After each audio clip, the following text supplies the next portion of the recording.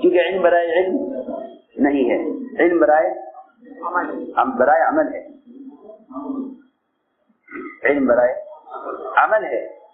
اگر علم برائے علم ہوگا تو پھر یہ علم قیامت میں آپ کے خلاف ہو جائے گا، کیونکہ علم اس سے خوش نہیں ہوگا کہ آپ نے مجھے کتنا حاصل کیا، علم اس سے خوش ہوگا کہ آپ نے مجھ پر کتنا عمل کیا۔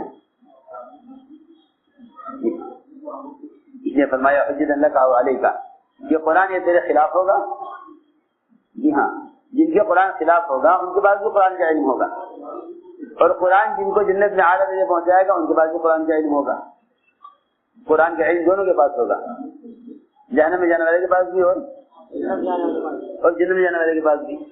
عجیب بات ہے، دونوں کے پاس قرآن ہوگا، اس کا قرآن اس کو جنت میں لے جائے گا، اس کا قرآن اس کو جہنم میں لے جائے گا، صحیح حدیث میں ہے۔ اس لیے فرمایا کہ علم دو قسم کا ہے، العلم علمان، علم فی القلب فذاک علم نافع، وعلم علی اللسان فذاک حجت اللہ علی ابن آدم۔ یہ صحیح حدیث ہے، علم دو قسم کا، زبان کا اور دل کا۔ زبان کا علم ابن آدم کو نفع دے گا، دل کا علم ابن آدم کو نفع دے گا، لیکن زبان کا علم کہ ابن آدم کے لیے مصیبت بنے گا۔ دوسری بات یہ ہے کہ حضور اکرم صلی اللہ علیہ وسلم جو علم لے کر آئے ہیں، آپ نے اس علم کو امت تک پہنچانے کے لیے،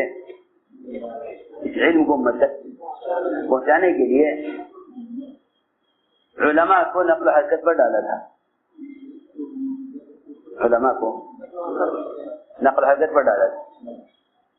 حضور اکرم صلی اللہ علیہ وسلم نے اس علم کو امت تک پہنچانے کے لیے علماء کو نقل و حرکت پر ڈالا تھا، کیونکہ آپ صلی اللہ علیہ وسلم اپنے لائے ہوئے علم کی مثال بادل سے دے رہے ہیں۔ صحیح حدیث ہے، مثل ما بعثني الله به من الهدى والعلم كمثل غيث الكثير۔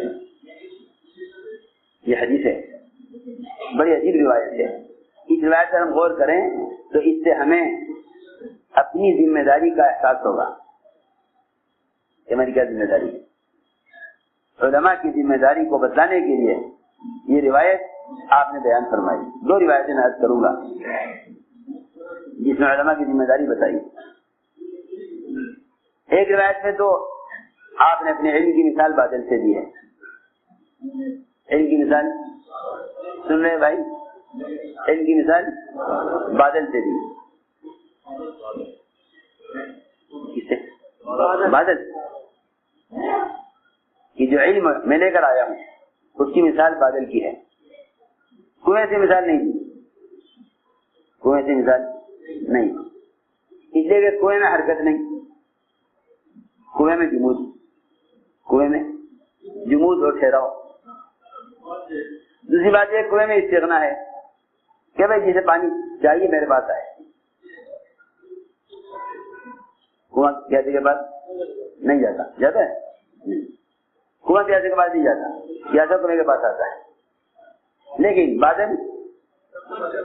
بادل خود حرکت کرتے ہیں، زمینیں حرکت کرتی ہیں، بادل حرکت کرتے ہیں، زمینوں کی طرف جاتے ہیں، بادلوں پر فرشتے معمور ہوتے ہیں جو ان بادلوں کو ہکاتے ہیں بنجر زمینوں کی طرف۔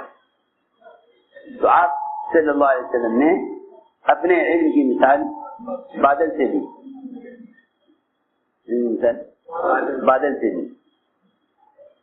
اللہ نے مجھے جو علم ہدایت دے کر بھیجا ہے اس کی مثال گھنے بادل کی طرح ہے۔ اور امت کے 3 قسمیں بیان کی، امت کی 3 قسمیں، زمین کی 3 قسم، امت کی 3 قسمیں۔ ایک زمین وہ ہے جو پانی کو جذب کرے پیے، اور اس سے درخت اور پھول اور پھل اور ساری دنیا کی ضروریات کو اگائے اور لوگ اس سے نفع حاصل کریں۔ ایک زمین وہ جو پانی، ڈیم اور وادیاں اور 2 پہاڑوں کے درمیان کا نشیبی علاقہ، وہ پانی کو جمع کر لیتے ہیں، پانی کو جمع کر لیتی. لوگ اسے پیتے ہیں, پلاتے ہیں, اپنے مویشیوں کو, اپنی زمینوں کو پانی پہنچاتے ہیں. یہ دوسری قسم ہے زمین کی. تیسری قسم وہ ہے کہ پانی سے برسا بہ گیا, پتھریلی زمین یا شوریلی زمین. ارض السبیقہ فرمایا حدیث نے, ایسی زمین جو نہ پانی کو جذب کرتی ہے, نہ جمع کرتی ہے, نہ کچھ اگاتی ہے, اس سے بھی برسا. یہ نہیں کہ بھائی پانی یہاں کیوں ضائع ہو رہا ہے, یہاں نہیں برسنا چاہیے. سنو میں کیا کہہ رہا, انہیں سنانے میں کیا فائدہ ہے؟ یہاں تو کوئی فائدہ اٹھائیں گے نہیں ہے.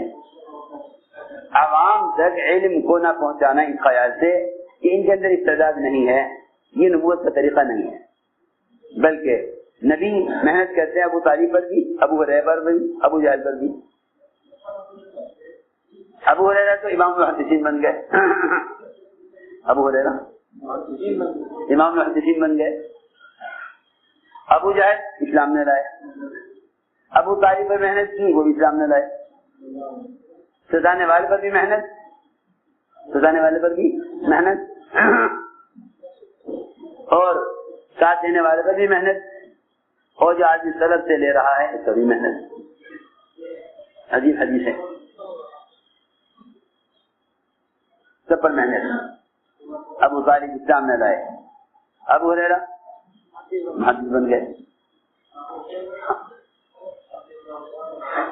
لیکن محنت سب پر.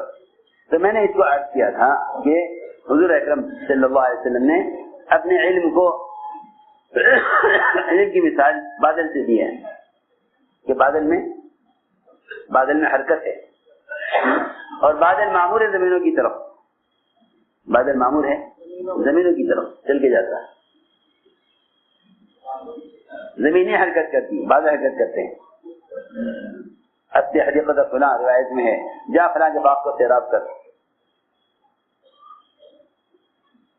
تو میرے دوستوں عزیزو, بات ساری یہ تھی کہ علماء کی نقل و حرکت امت کے لیے رحمت کا, طہارت کا, اور امت کے لیے تربیت کا سبب ہے, طہارت کا اور رحمت کا. کیونکہ بارش کے پانی کو قرآن نے رحمت بھی کہا, اور ماء طہورا بھی کہا, اور ماء مبارکہ بھی کہا.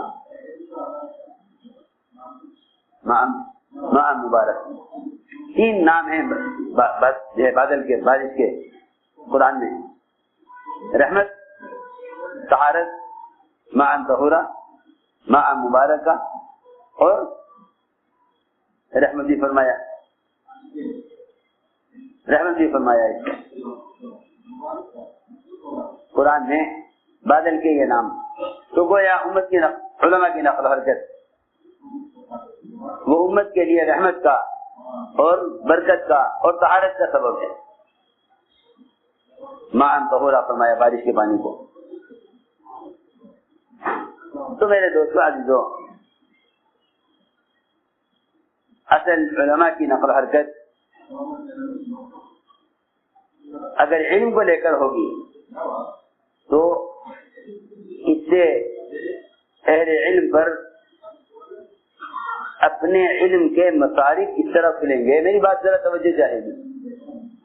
علم کے مصارف اس طرح کھلیں گے جس طرح ایک مالدار آدمی اگر فقراء میں, محتاجوں میں, غریبوں میں جائے تو اس پر اس کے اپنے مال کے مصارف کھلتے ہیں. میری بات ذرا توجہ سننا. ایک مالدار آدمی ہے لیکن وہ فقراء میں, مسکینوں میں, بیواؤں میں, یتیموں میں اور بیماروں میں نہیں جاتا. تو اس کو نہیں معلوم کہ میرے مال کی کہاں کہاں ضرورت ہے, میرے مال کی کہاں کہاں ضرورت ہے. وہ اس کے پاس مال ہے, بہت مال ہے, بھائی میرا مال ہے, میں اپنے مال سے میں فائدہ اٹھاتا ہوں, اپنے مال سے میں فائدہ اٹھاتا ہوں. یہی مالدار آدمی اگر فقیروں میں جائے تو احساس ہوگا, غم ہوگا, دیکھو میں تو اتنا کھا رہا, اتنا کچھ میرے پاس ہے, لیکن یہ بیچارے کھانے کو نہیں ہے، پہننے کو نہیں ہے، علاج کے لیے انتظام نہیں ہے، تو ایک مالدار آدمی اگر فقراء میں جائے گا تو اس پر اپنے مال کے مصارف کھلیں گے. جی ہاں، یہاں یتیم خانہ بنانا ہے، یہاں کنواں کھدوانا ہے، یہاں اسپتال بنانا ہے، یہاں لوگ بیوہ یتیم مسکین لوگ ہیں ان کی مدد کرنی ہے. ایسے ہی اگر علماء علم پہ لے کر پھریں گے جاہلوں میں اور عوام الناس میں، تو عوام کی جہالت کو دیکھ کر علماء کے اندر بھی اپنے علم کے مصارف کھلیں گے. اب سوچنے کی بات یہ ہے کہ جب وہ دنیا جس سے اللہ کو نفرت ہے، وہ دنیا جس سے اللہ کو نفرت ہے، اگر یہ دنیا اور یہ مال غریبوں پر خرچ کرنے سے اللہ اور دے دیتے ہیں، تو جب علم امت تک پہنچائیں گے تو اللہ کتنا علم دیں گے؟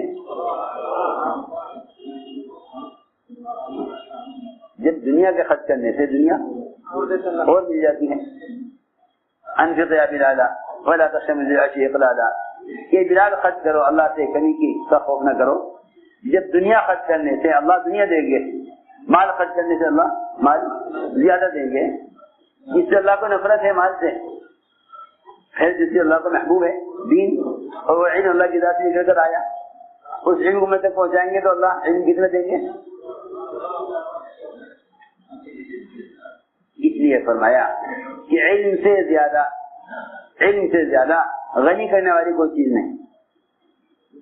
علم سے زیادہ غنی کرنے والی کوئی چیز نہیں. سب سے زیادہ علم غنی کر دیتا ہے، علم غنی کر دیتا ہے، سب سے زیادہ علم غنی کر دیتا ہے. علم سے زیادہ غنی کرنے والی کوئی چیز نہیں، سب سے زیادہ علم غنی کر دیتا ہے. آپ دیکھیں گے کہ صحابہ میں جو جتنا فقیر ہے وہ اتنا بڑا فقیر ہے.